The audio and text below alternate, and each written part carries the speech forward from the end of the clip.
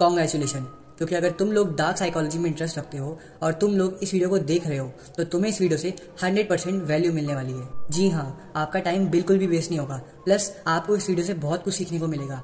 लेकिन अगर आप इस वीडियो को एंड तक देखोगे तो ही, क्योंकि आप सभी जानते ही होंगे कि इस वीडियो में हम साइकोलॉजी नहीं बल्कि डार्क साइकोलॉजी के बारे में बात करेंगे।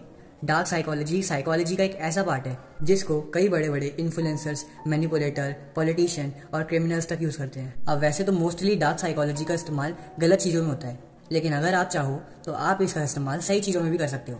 इनफैक्ट आप इससे ये भी पता लगा सकते हो कि कहीं कोई और पर्सन आपको मैनिपुलेट करने की कोशिश तो नहीं कर रहा। तो कुछ ऐसी ही अमेजिंग बातों से भरी हुई आज की इस डार्क साइकोलॉजी की वीडियो को शुरू करते हैं। अब डार्क साइकोलॉजी की दुनिया में मेरी पर्सनल फेवरेट मैनिपुलेशन टेक्निक है ट्रायंगुलेशन। ट्रायंगुलेशन टेक्निक बहुत ईजी है।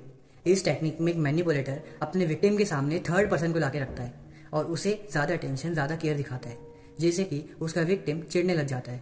अब इससे या तो विक्टिम का दिमाग जस्ट लाइक बूम हो जाता है या फिर विक्टिम बहुत ही सैड हो जाता है। लेकिन सबसे खास बात यह है कि विक्टिम चाहे गुस्सा हो या फिर उदास हो, फायदा तो हर तरफ से मैनिपुलेटर को ही होगा।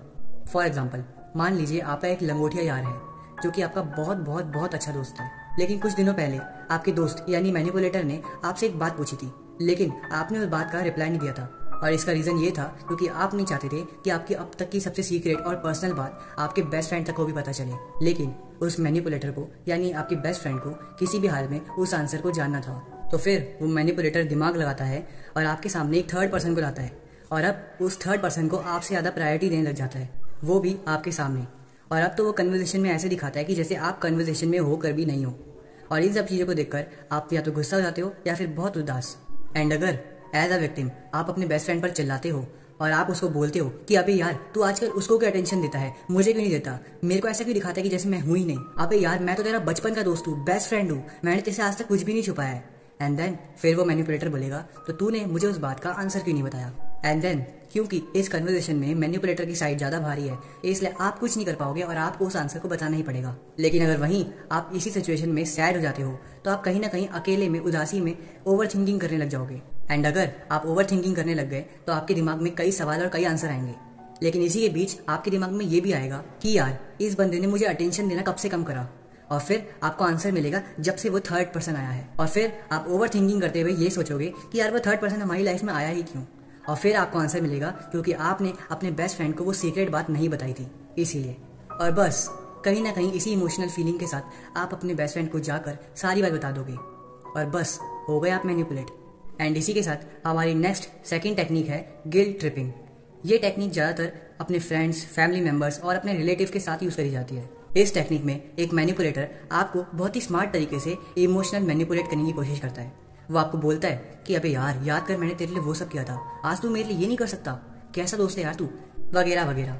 और इन सब चीज़ों से इमोशनली मैनिपुलेट होकर आप उस मैनिपुलेटर के झांसे में आ जाते हो और वो जो बोलता है वो आप कर बैठते हो। इस टेक्निक में एक प्रोफेशनल मैनिपुलेटर आपको जानबूझ के वो सारी पास्ट की बातें याद दिलाएगा जो आज प्रेजेंट में इंपॉर्टेंट है भी नहीं। वो मैनिपुलेटर कभी भी आपके सामने ये स्टेटमेंट नहीं बोलेगा कि अरे यार पुरानी बातों पे मिट्टी डालो, बल्कि वो तो पुरानी बातों से मिट्टी हटाएगा।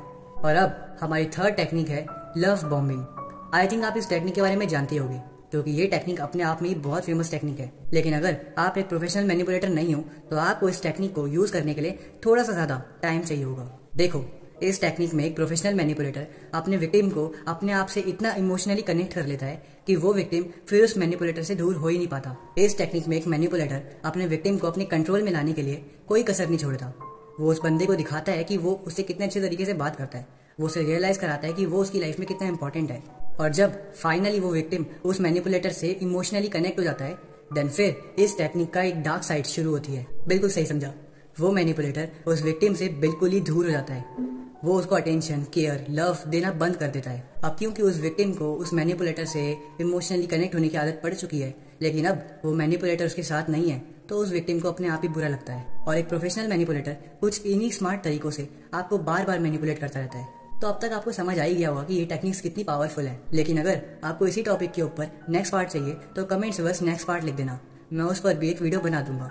और अब सबसे इम्पोर्टेंट बात, आप और मैं एक दूसरे की हेल्प कर सकते हैं। देखो, आप मेरे चैनल को सब्सक्राइब करो और मेरी वीडियोस देखो, जिससे कि आपकी लाइफ में और इम्प्रूवमेंट आएगी। एंड बदले में आप इस वीडियो को लाइक कीजिए और मेरे चैनल को सब्सक्राइब करो, इससे हम दोनों का ही फायदा होगा।